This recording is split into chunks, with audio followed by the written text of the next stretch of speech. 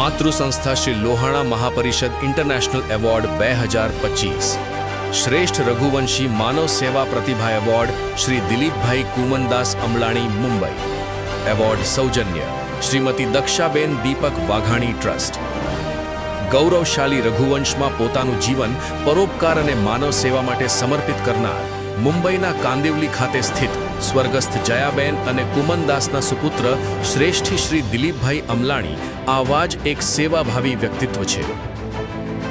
સામાજિક જવાબદારીને જ જીવનનું લક્ષ્ય બનાવનાર Shri Dilipbhai Amlani Jayaben Kumandas Amlani charitable trust, Nandini foundation અને ફ્રીલી ચેરિટેબલ ટ્રસ્ટના નેજા હેઠળ વિવિધલક્ષી સામાજિક પ્રવૃત્તિઓ ચલાવે છે. વર્ષ 2018માં આપે આપના ધર્મપત્ની શ્રીમતી નંદિનીબેન સાથે મળીને બોરીવલી ખાતે મારું ઘર નામે વૃદ્ધાશ્રમની સ્થાપના કરી. આજે આ આશ્રમમાં પાર્કિન્સન, પેરાલિસિસ, ડિમેન્શિયા જેવી ગંભીર બીમારીઓથી પીડાતા 130 જેટલા વડીલોની નિસ્વાર્થ ભાવે સેવા કરવામાં આવે છે.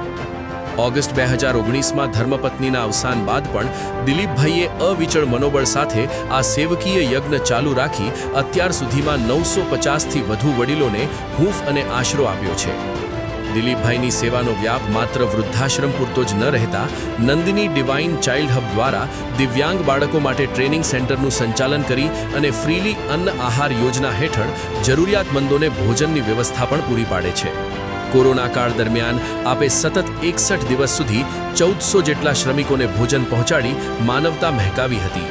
આ ઉપરાંત આપે પેથોલોજિસ્ટ હોવાથી સોનોગ્રાફી, MRI, CT સ્કેન અને લેબોરેટરી રિપોર્ટ્સ રાહત દરે ઉપલબ્ધ કરાવી તબીબી ક્ષેત્રે ઉત્કૃષ્ટ ઉદાહરણ પૂરું પાડ્યું છે. વડીલોની સેવામાં જેણે પોતાની શક્તિ લગાવી છે, માનવતાના મધર ટેરેસા બની એણે રઘુવંશની શાન વધારી છે.